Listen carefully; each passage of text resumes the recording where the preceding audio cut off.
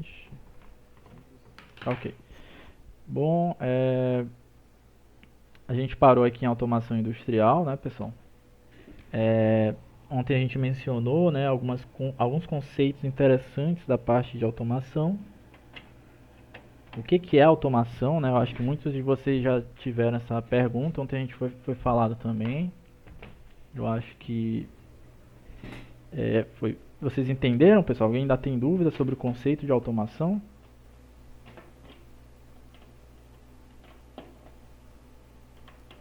Que a gente viu na aula de ontem?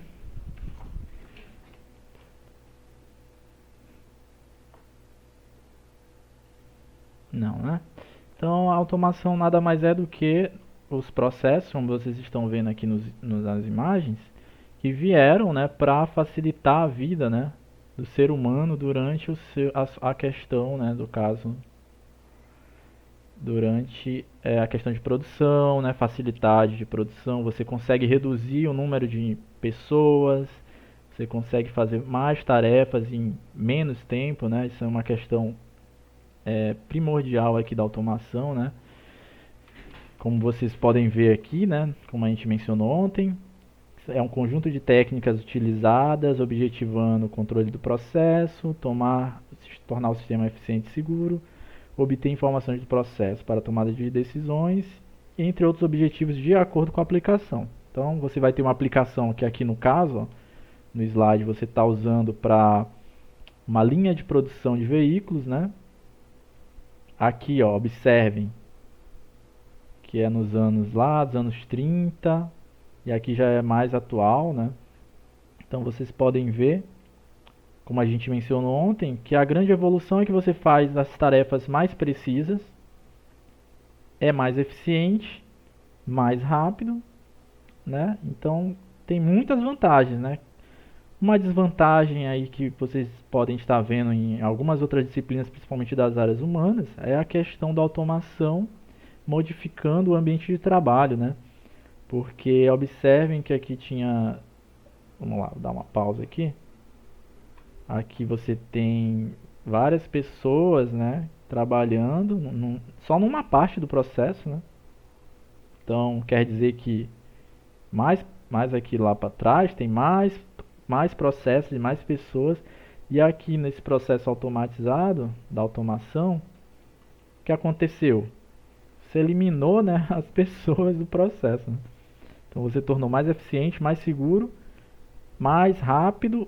No entanto, uma característica interessante da automação é que as pessoas estão cada vez mais perdendo empregos, né, nessas áreas mais, assim, mais, digamos, mais manuais, né? No caso, pintura, né? Solda. Isso falando de grandes empresas, né, pessoal? Não quer dizer que já assumiu essas profissões, né? Não existe. As empresas de pequeno e médio porte ainda tem muitos funcionários, ainda mais aqui no Brasil, né? Mas a tendência da automação é você reduzir o número de pessoas no processo. Por quê? É meio que óbvio, uma vez você pensando que a função da automação é facilitar as tarefas que eram realizadas por seres humanos. Então, se você facilita demais, vai estar um ponto que o ser humano, né, vai ser meio que descartável de algum processo, tá?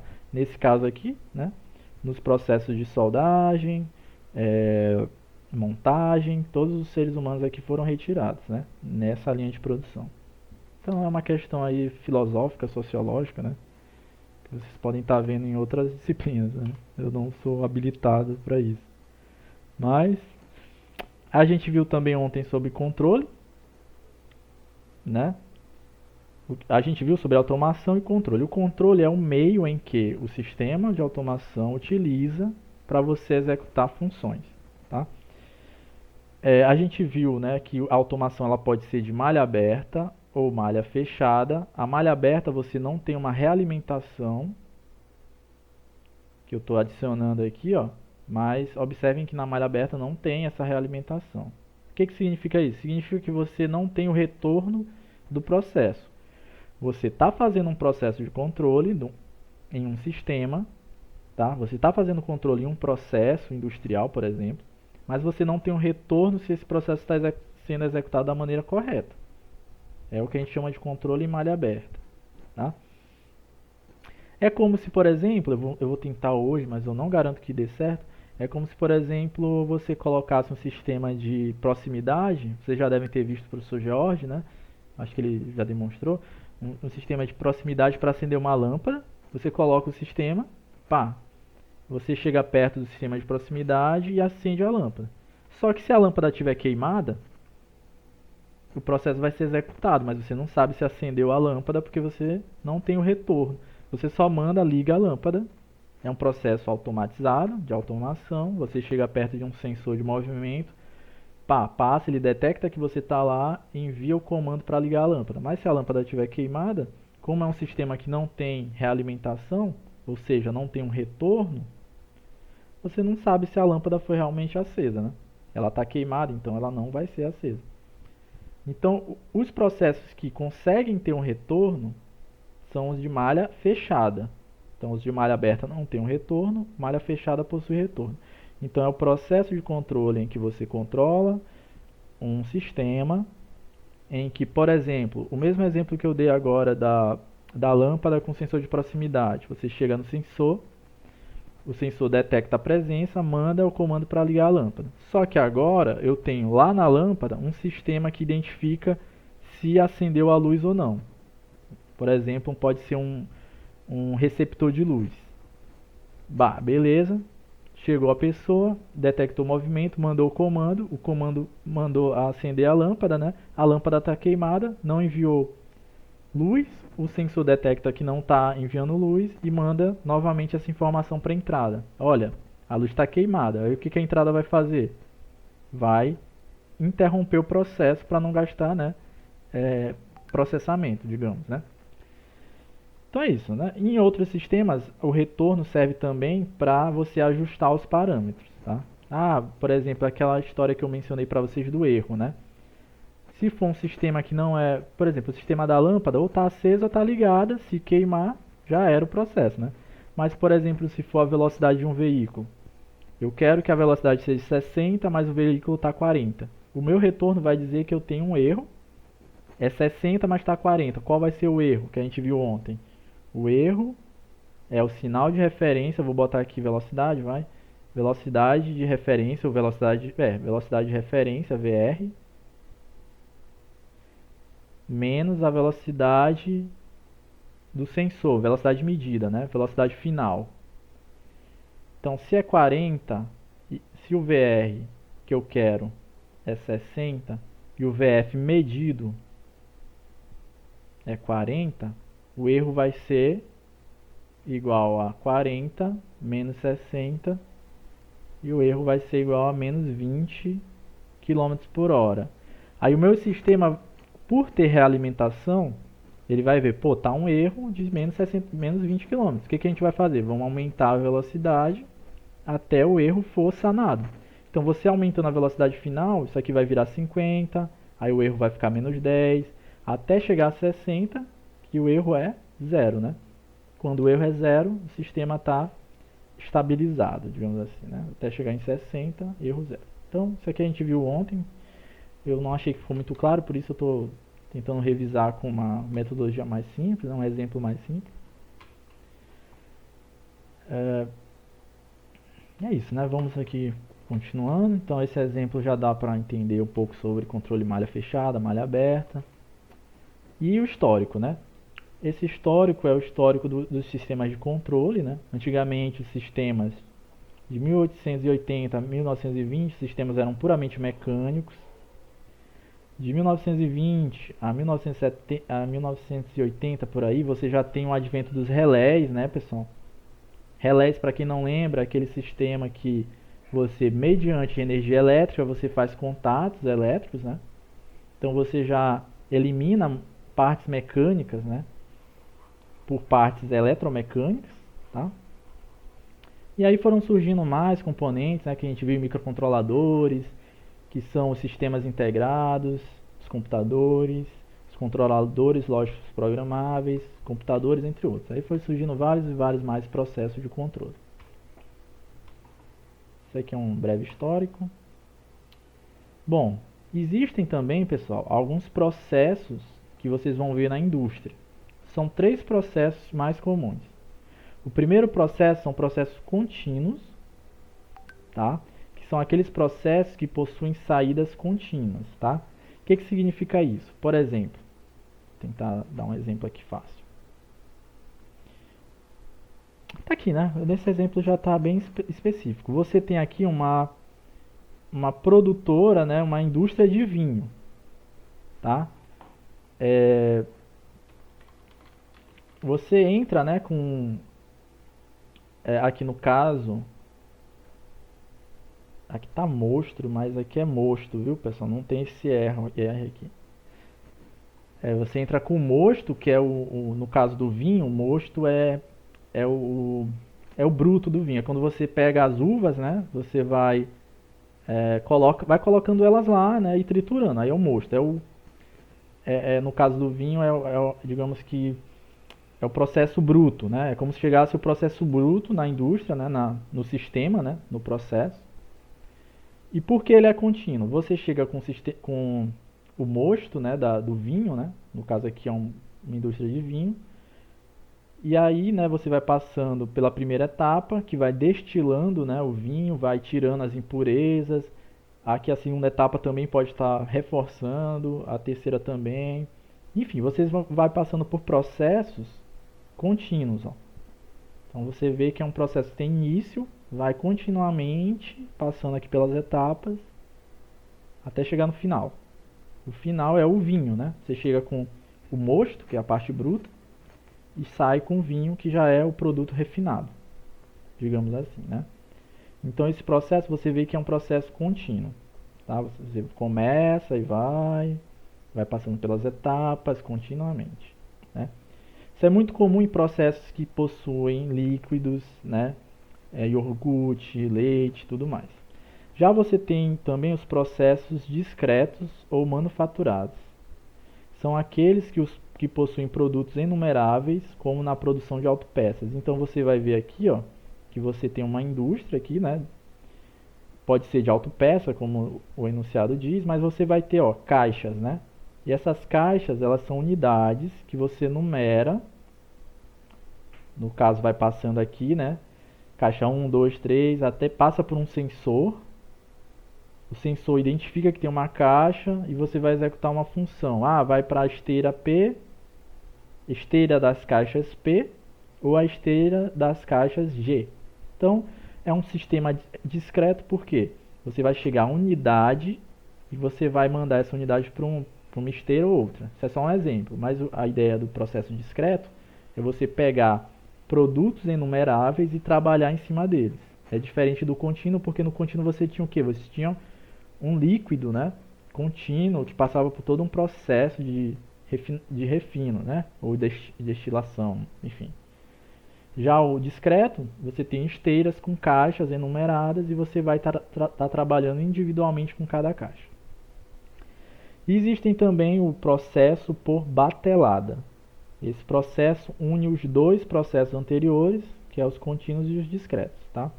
Não tem muita explicação, é só mesmo você, por exemplo, pegar um processo contínuo, né? Por exemplo, o vinho, tá aqui, bem simples. Você pega o final desse primeiro processo, coloca cada vinho em uma garrafa, né? E cada garrafa vai ter, digamos que 500 ml de vinho. Ele sai do processo contínuo, entra numa garrafa, você tem um vinho, né? Uma garrafa de vinho. Aí você vai tendo várias garrafas de vinho e daí ele passa para o processo discreto, né? Que vai trabalhar com as garrafas de vinho. Então, o processo contínuo trabalha com a produção do vinho, o líquido. O processo discreto pega o vinho, coloca em garrafas ou caixas e trabalha com ele. A união do processo discreto com o processo contínuo a gente chama de processos por batelada, ok? Isso aqui é um pouco sobre processos industriais, viu, pessoal? Não é o objetivo da nossa disciplina, né? Mas como envolve muito a indústria, a gente tem que mencionar. Bom, outra coisa interessante é os sinais analógicos e digitais, que vocês já estão cansados de saber lá da nossa disciplina de microprocessadores. Então, processo discreto. Processo analógico é aqueles processos que trabalham no tempo contínuo, né? Varia continuamente no tempo. e estabelece infinitos valores dentro de um intervalo de tempo qualquer. Isso aqui a gente já estudou lá em microprocessadores, né? Então, tem também os tipos, né, mais comuns de sinais analógicos, é o pneumático e o elétrico. Sinais pneumáticos, que são os gases, né, ar comprimido, oxigênio, entre outros. E o elétrico, né, que é o que a gente sabe, corrente, tensão e resistência. Ok, então vamos lá, prosseguindo. Existem também na automação industrial os sinais digitais, tá? Que são típicos dos processos discretos ou de manufatura, que ele varia bruscamente no tempo, né? Estabelece finitos valores dentro de um intervalo de tempo qualquer, né? A parte digital a gente já viu muito, né? A respeito disso, microcontroladores e processadores. Então, é aquele processo, aqueles sinais que vão estar sendo mais utilizados aonde? Na parte do software, na parte de computação, entendeu? E isso tudo tem na automação, né, pessoal? Principalmente a parte robótica da automação tem muito a respeito disso. Vamos prosseguir. Bom, então, como a gente já viu, nós temos então o processo. Além disso, nós vamos ter também atuadores. Vamos ter também sensores no processo de automação e controladores.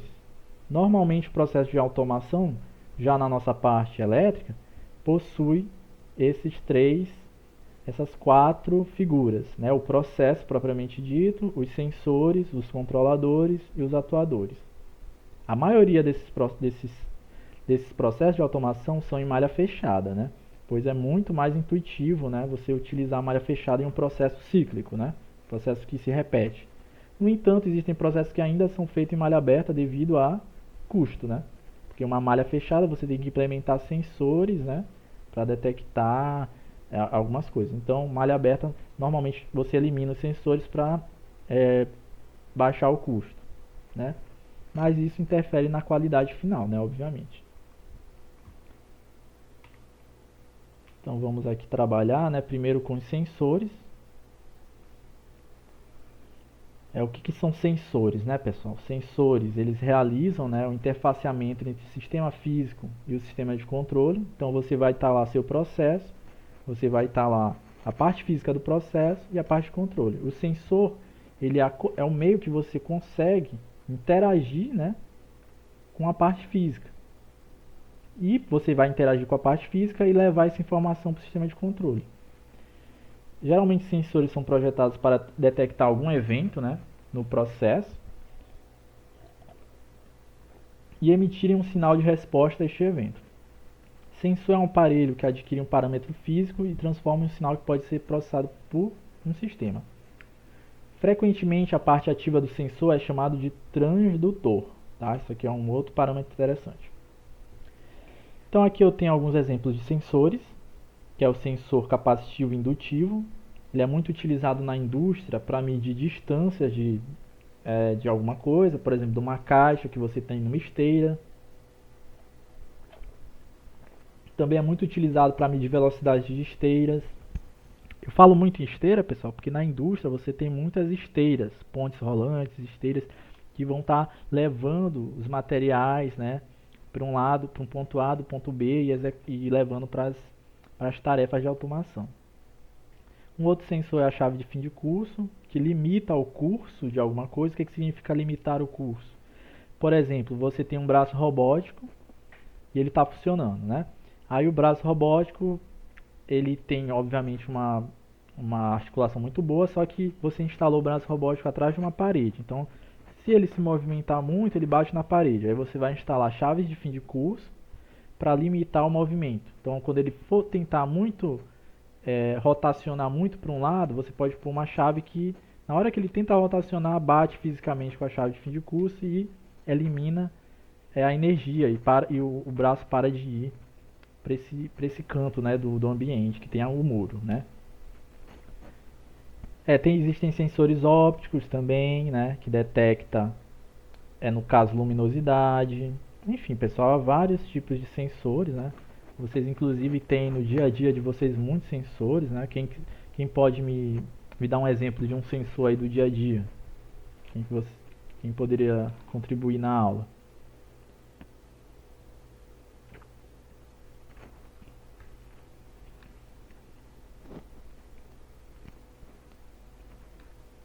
O celular tem o sensor de aproximação, né, professor? O celular. Muito bem, o celular ele tem sensores também, né, pessoal? Sensor de temperatura, proximidade. Tem aquele sensor, quem tem aquele celular que tem celular que tem GPS também, né? É um tipo de sensor. Enfim, vários sensores o celular tem. No dia a dia vocês têm também, por exemplo, na geladeira. A geladeira tem um sensor chamado termostato. Deixa eu mostrar aqui para vocês. Não é bem assim, né? Mas deixa eu botar aqui um de geladeira.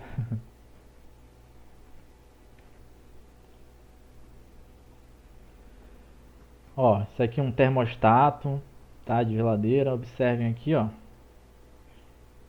Que ele tem aqui, ó, os graus, né? Que vocês querem de temperatura. Eu acho que isso aqui é de fogão, né? Dá pra ver aqui pelos graus que são bem altos, né? Isso aqui é um termostato de fogão, então. Procurei geladeira, apareceu fogão aqui. Mas enfim. Então esse aqui é um termostato de fogão. Observem que ele é um sensor, pessoal. Nada mais é do que um sensor. Ele é um sensor do tipo, no caso de dilatação térmica, né?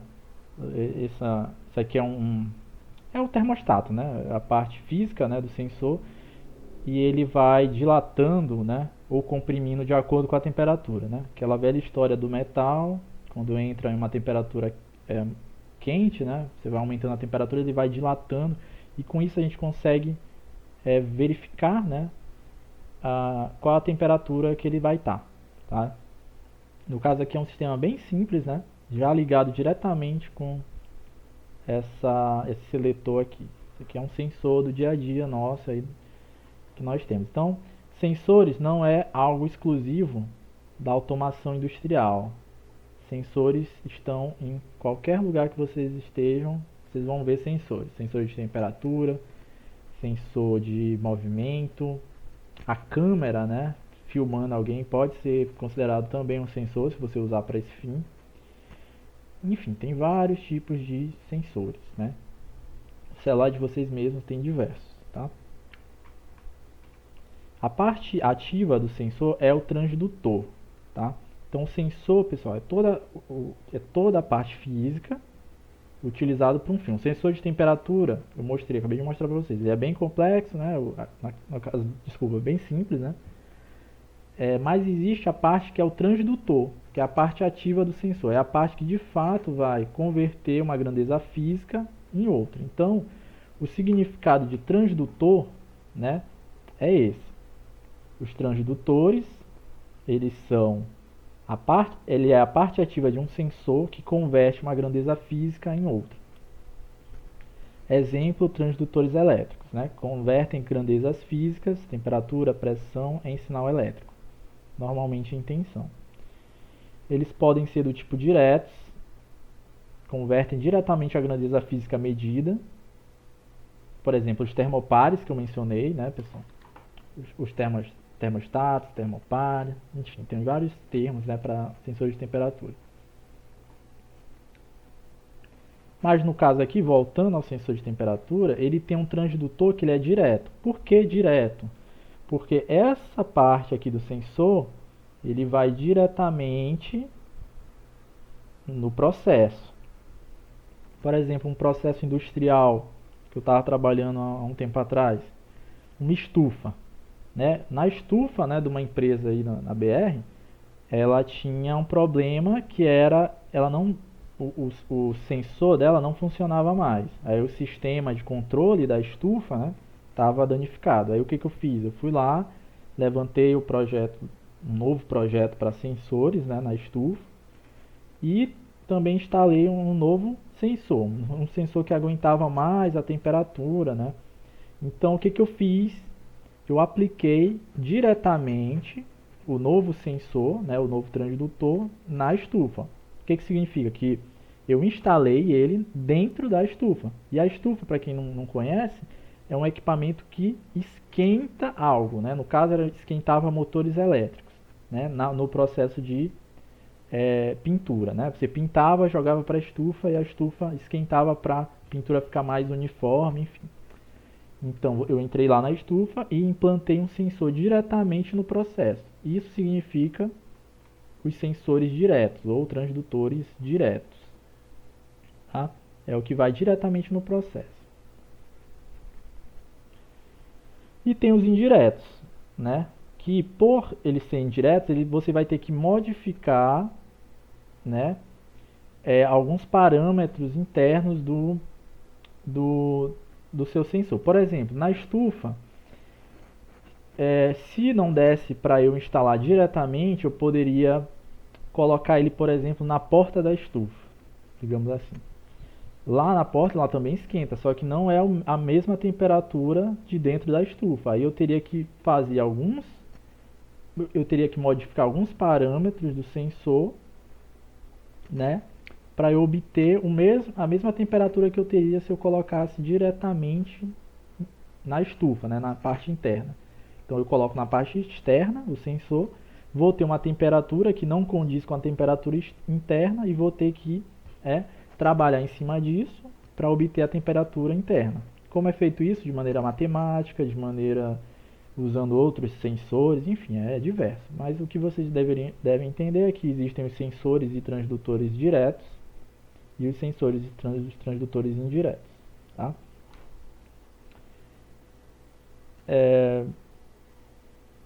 Aqui nós temos mais um exemplo, né,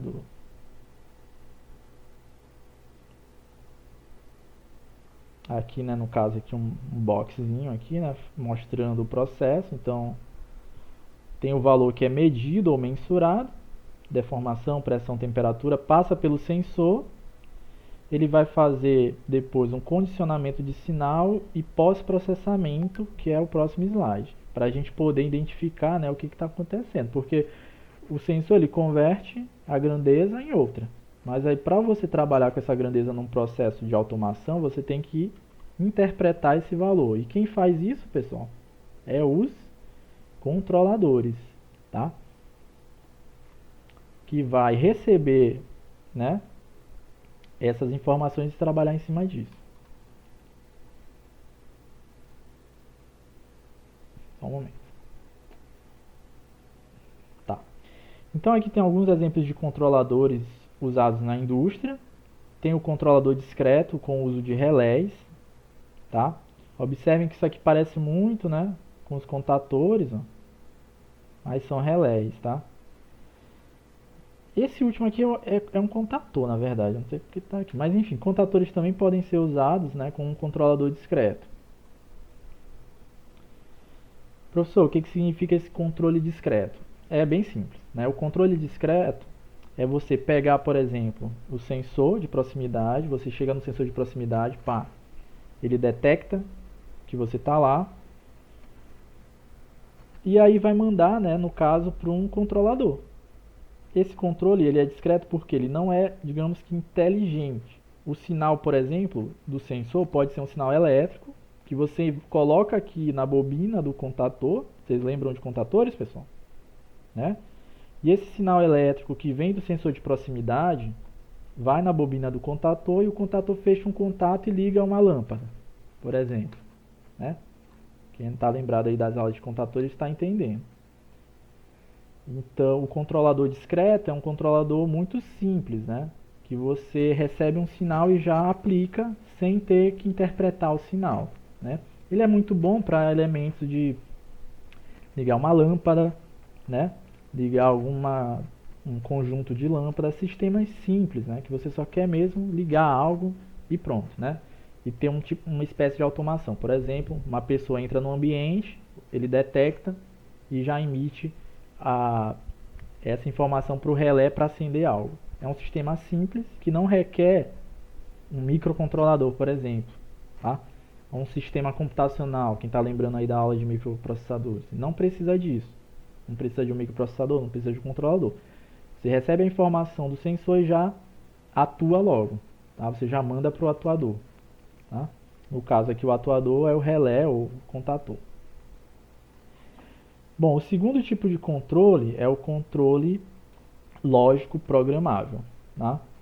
Esse aqui já é um controlador do tipo é o mais utilizado, né, pessoal, na indústria para processos complexos, né, partida de motores, controlar todo um processo de, enfim, de empacotamento. Eu vou dar alguns exemplos aqui básicos, tipo controlar esteiras, pontes rolantes, motores.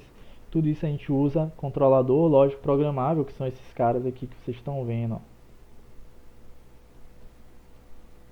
tá? Eles funcionam basicamente com funções lógicas, tá? Aquele mesmo assunto que eu mencionei ontem, né?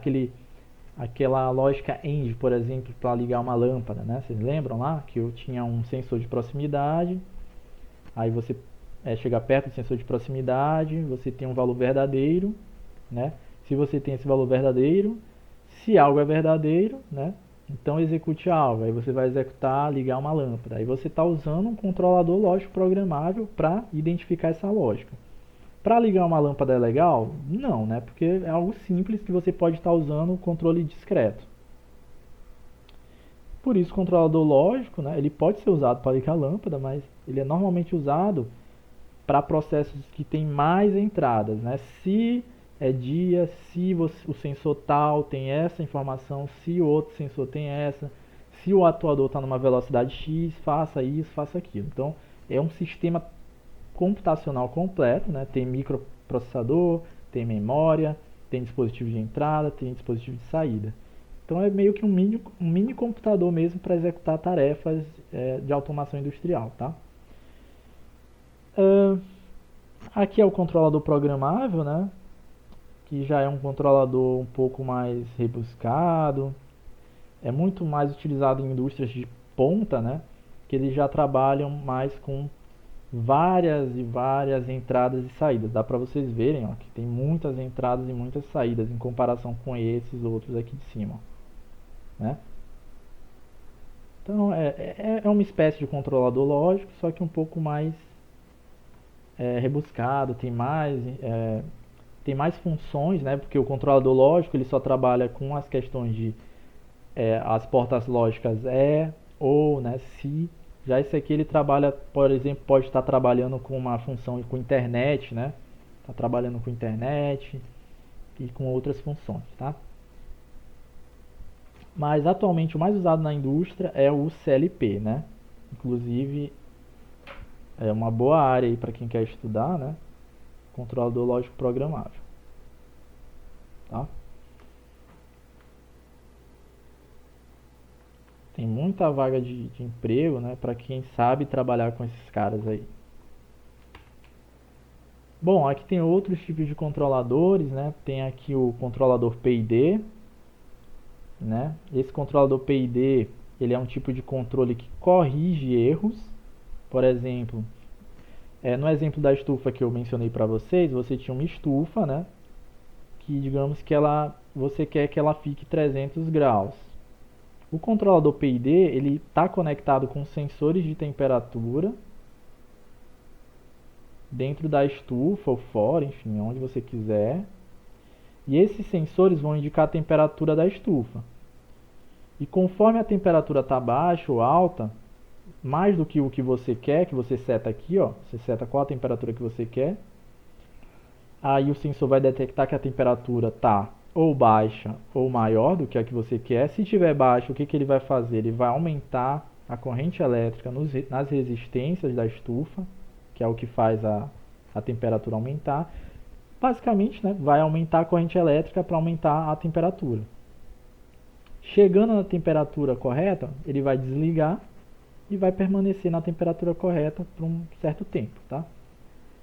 Cai novamente, ele vai regulando. Então, no fim, o controlador PID, que é esse tipo aqui, ele vai corrigindo os erros, né, com o tempo e deixando sempre o seu processo como você quer, né, como o que você, né, determinou. Muito utilizado em tudo, né, mas na indústria mais utilizado na questão de controle de temperatura. Tem o CLP, que é o controlador lógico programável, que a gente acabou de ver, né, que é utilizado com a questão das portas, né, END, né, porta I, porta O, a SI, né, entre outros, para executar funções lógicas. Se um sensor está ativado, execute tal função, por exemplo, né. E os microcontroladores, né, pessoal, que é o que a gente vai estar estudando lá na nossa outra disciplina. Vamos começar, acho que amanhã, a falar dele. Que é um dispositivo computacional compacto, né, para você executar várias funções. Que é o caso do Arduino, né, que está aqui do lado. Ó. Que já é uma plataforma, né, completa de microcontrolador para fazer algumas funções. O microcontrolador e o Arduino, eles são utilizados, né, para fazer coisas mais acadêmicas, projetos pessoais, projetos não muito industriais, né? Para fazer coisas simples, né? Normalmente na automação residencial que a gente vai ver também, eles fazem essas funções. A gente trabalha com Arduino, por exemplo, né? Entre outros microcontroladores. São mais simples, dá para você estar trabalhando, são baratos, né? Por exemplo, um controlador PID aqui, né? Tá na casa de R$ 3.000, né, para uma estufa simples. Um CLP aqui, né, dependendo da aplicação, o mais barato que você encontra é R$ 300, R$ 400. Já o microcontrolador, que é o Arduino, você encontra hoje em dia até por R$ 32, né? Então ele é bem simples, para aplicações simples, e dá para a gente estar, por exemplo, controlando, por exemplo, toda uma residência, né? A iluminação de uma residência, entre outras coisas, tá? Não vou me estender muito aqui.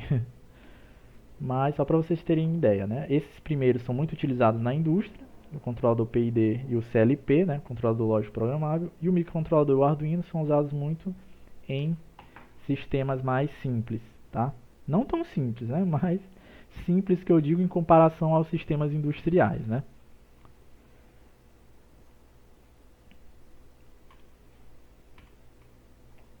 Ok, professor. Aqui, né, nós temos aqui um exemplo de um CLP na indústria, controlador programável.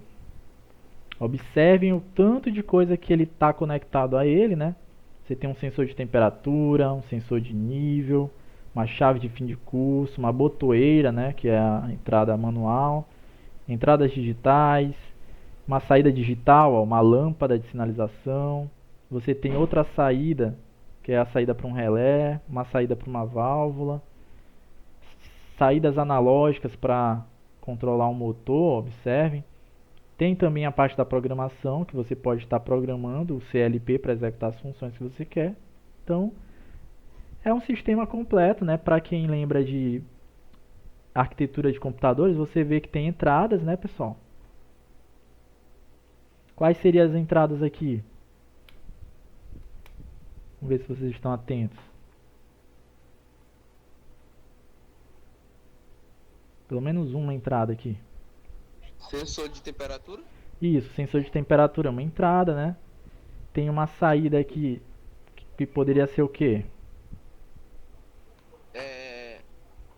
Lâmpada de sinalização? Sim, a lâmpada é uma saída. Então, pessoal, observem que tudo no final, né, tudo se liga. Então, você é um sistema computacional, por isso, né? Você tem entradas, saídas, você tem a parte do computador, né, que você consegue programar o sistema, né? Tem memória, enfim, né? Tem vários componentes dos computadores, tá bom? Então, muito bem aí, o Ronald respondeu. E, né, existem também os atuadores, que são dispositivos de saída, né? São elementos de saída, ou seja, você envia os comandos para ele, que executa tarefas, né, no caso da indústria. São exemplos de atuadores inversores de frequência, inversores de frequência utilizados para controlar motores, né, muito comum em motores. Resistências elétricas também são elementos de saída, muito usado em que? Eu acabei de mencionar, estufas. Porque, né, pessoal, a resistência, quem está lembrado aí do efeito Joule, né, é que se você passar a corrente elétrica em uma resistência, se a corrente é muito alta, a resistência tende ao que? A esquentar, né? É o princípio que vocês utilizam no chuveiro elétrico, aí quem tem chuveiro elétrico, no ferro de solda tá aí, né? No ferro de solda da eletrônica ao ferro de gomar, né? Que vocês utilizam nas roupas, né? Lá você tem uma resistência elétrica que passa, né? A corrente por ela e ela esquenta, né? Então é muito comum, né? Em vários equipamentos que precisam de calor. Motores, né? Também são atuadores para executar tarefas, né? As válvulas para você muito utilizado na parte hidráulica, lâmpada, né, não precisa nem dizer, né, para iluminar, entre outros, né? Não vou falar todos, né, são milhares. Então, esses são os chamados atuadores, né? Pelo próprio nome já indica que eles vão atuar, né, de uma forma ativa, obviamente, em algum processo. Dúvidas aqui, pessoal, nos atuadores?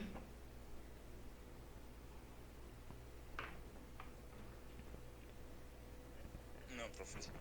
Ok. Vamos lá. Vou tentar aqui prosseguir. Bom, e por fim, né, em uma indústria que tem automação, normalmente você vai ver um local, né, onde você vai ter pessoas supervisionando todo o processo, né? Atualmente está cada vez menor a questão da supervisão, porque hoje em dia é tudo mesmo automatizado, né?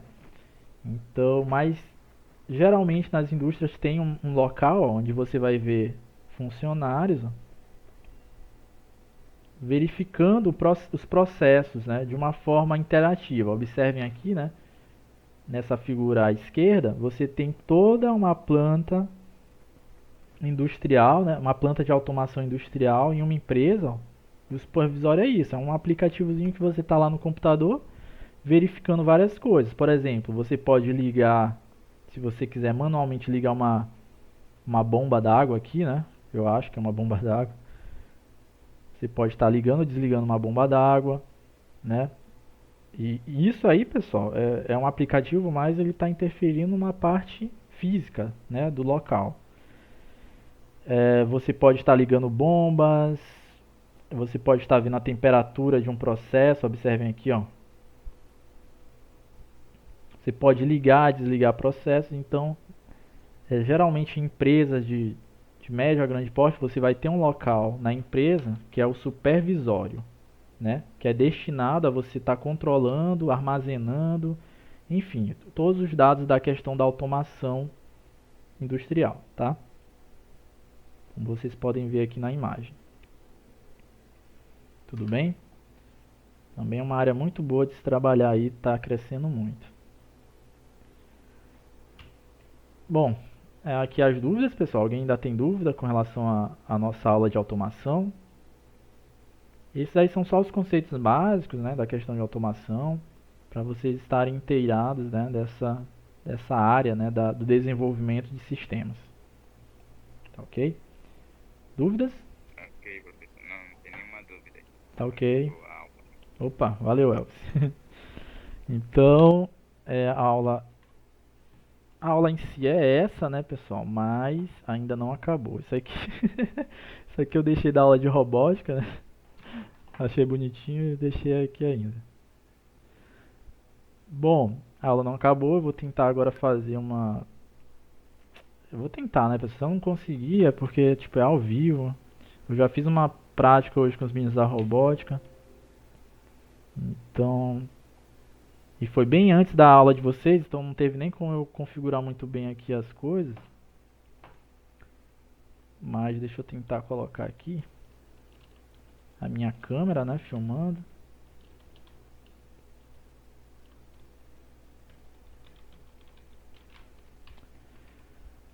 Vamos tentar fazer um sistema de automação em a malha aberta, né, sem sensor para determinar. Nossa, tem duas câmeras. Ah, não, só um. Tá? Tá ok? Então, para isso, né, pessoal, eu vou tentar, tá? Não garanto que vai funcionar. Se não funcionar, eu mostro na próxima aula, tá? Eu não tive muito tempo aqui para preparar a prática. Então, observem, né? Tirando a bagunça, né? Deixa eu tirar aqui algumas coisas do meio. Observem que aqui a gente tem, né, uma lâmpada. Vocês estão vendo aí, pessoal? Nós temos um sensor. Esse aqui é um sensor, tá? Quem nunca viu esse sensor, esse é um sensor de proximidade. Ele é baseado na emissão de ondas sonoras, tá? Então ele tem um emissor de ondas e um receptor de ondas, tá? É o princípio do sonar, né? Você emite uma onda sonora, ela bate no objeto e volta, né? Quando ela bate e volta, você consegue determinar se tem ou não um objeto na sua frente, né? E também determinar a distância do objeto, tá? Então esse é o meu sensor, tá? Que eu vou estar utilizando no meu processo de automação. Eu tenho agora meus atuadores. Quem consegue identificar os atuadores aqui? Tem um braço robótico aqui, pessoal, mas ele não está na experiência, né? É só daqui para cá.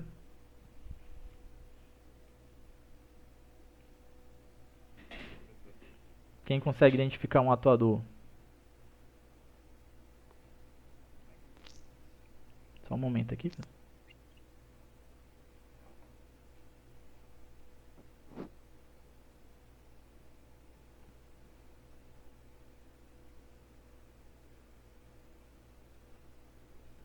Ninguém?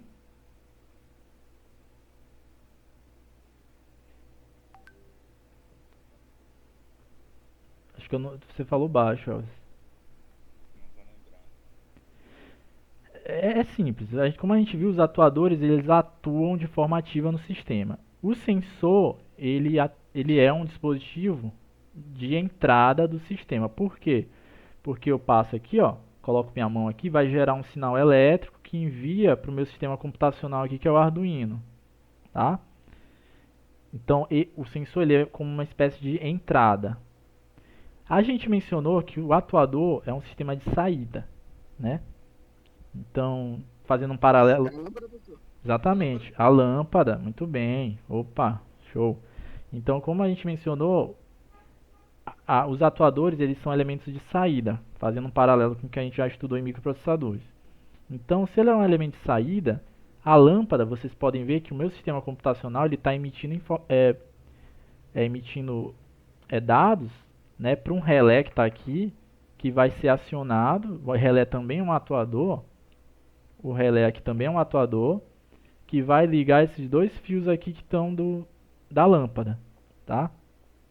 Então a lâmpada ela tem aqui uma entrada, né, a fase, né, e o neutro, né, que eu estou usando corrente alternada. Só na parte da lâmpada que está sendo alternada, viu, pessoal? O resto é tudo contínuo, que é eletrônica. Então você tem a fase e o neutro, só que o meu neutro está vindo para o relé. E depois ele sai novamente para a lâmpada, tá? Ele entra aqui no relé e sai aqui para a lâmpada.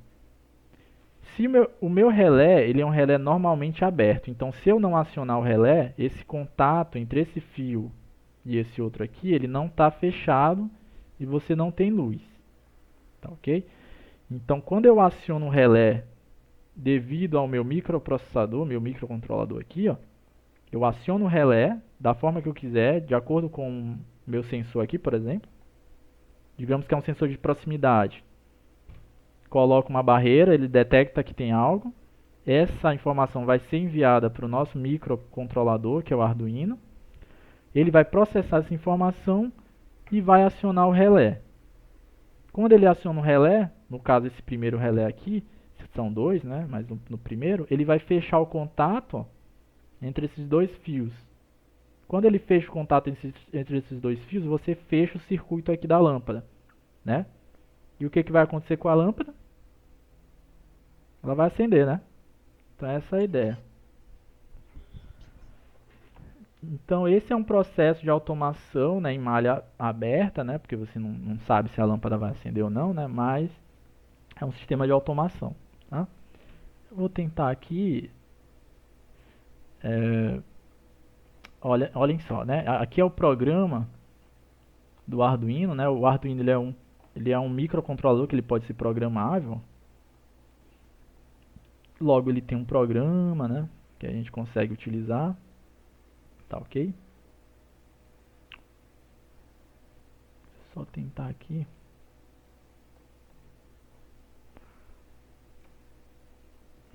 Vamos ver aqui, deixa eu só instalar aqui uma biblioteca que faltou.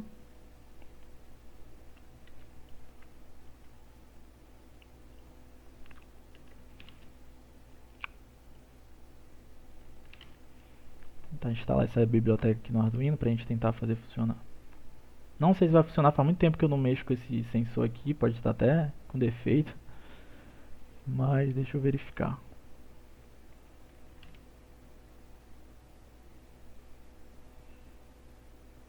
Tá. Bom, para quem nunca viu, né, vocês vão ter a oportunidade de ver isso aqui na disciplina de microcontroladores, viu, pessoal? Isso aqui eu vou falar com mais detalhes sobre a questão da programação de um microcontrolador, tá? A gente vai tentar entender isso um pouco. Mas esse aqui é o ambiente que a gente chama de ambiente de programação, tá? Então, no caso, é o ambiente de programação do Arduino, certo? Que ele vai ter aqui algumas funções, né? Aqui em cima, que é o arquivo, editar, sketch. Mas o que interessa aqui pra gente hoje, né? Depois eu explico mais detalhes as outras, é essa parte aqui, ó, que está em branco, que vocês podem ver que está preenchida, né? Desculpa, não está em branco, está preenchida com alguns termos, né? Isso aqui, tudo que está preenchido, é o que a gente chama de linguagem de programação, né? Ou o programa, né? Que a gente está colocando no nosso dispositivo. Ou então, o mais conhecido como algoritmo, né? Então, esse algoritmo, basicamente, ele vai detectar, tá? Se um objeto vai estar na frente do nosso sensor de presença. Se ele detecta que tem algo na frente do sensor de presença, ele vai acionar um relé,